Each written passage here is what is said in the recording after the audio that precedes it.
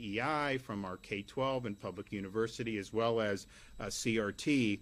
But the idea that you're just going to walk away from that is not acceptable. And the same thing with the news of Fauci. People are like saying like, oh, you know, like, who has been talking about Fauci's problems from the very beginning? We have been doing that. And we've never gotten the accountability that we deserved, you know, for what they were doing. Now everyone piles on. I mean, except if you're in like legacy media and kind of those people, they still love him. But like most everyone else realizes, you know, he was a charlatan. He was very much interested in his own fame. He loved the fact that Barbara Streisand would call him and all this other stuff. Let me tell you, if you're in a position of authority and you care what celebrities think and you're kowtowing to them, you ain't going to be a good leader. That's just the reality. So that's really what he cared about. And you see some of the correspondence where he's saying privately, hey, the mRNA COVID vax may cause miscarriages in pregnant women. Then publicly they're saying, no problem, no, totally safe, all this. And it's just like, well, wait a minute. And then he says privately, yeah, you know, lab leak. And then publicly, oh, it came from a wet market. And then he attacked Florida for having schools open. He attacked us for having beaches open. He attacked us for all these different things. And there's never been full accountability on that.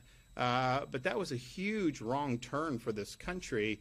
And we really were the vanguard of saying no and fighting back. And at the time, Fauci's edicts were treated as gospel by the media, by all these people. I mean, running afoul, they would run all kinds of hits on me. Oh, he's rejecting science, rejecting this, rejecting that. And that's Fauci said, he is the science, right? That's not how science works. It's not how evidence works. And so we were following the evidence and following the data, but also understanding people had a right to make decisions on this. People had a right to own their businesses and operate them. People had a right to earn a living. People had a right to go to work. Kids had a right to go to school. Parents felt differently. They wanted to do virtual, fine. We gave them that option. But who is he to take away your individual autonomy or your individual agency, you know, based on these half-baked edicts? So all this stuff is now bubbling back to the surface, but it should remind us that we've been the refuge of sanity against all that nonsense for years. And part of the reason Florida's done well and our economy is ranked 1 for many years in a row, and we've done all these great things, reduced taxes, we've even reduced spending. So our state budget has gone down 4 straight years.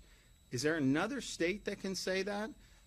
Can the federal government? No, let's not even talk about that.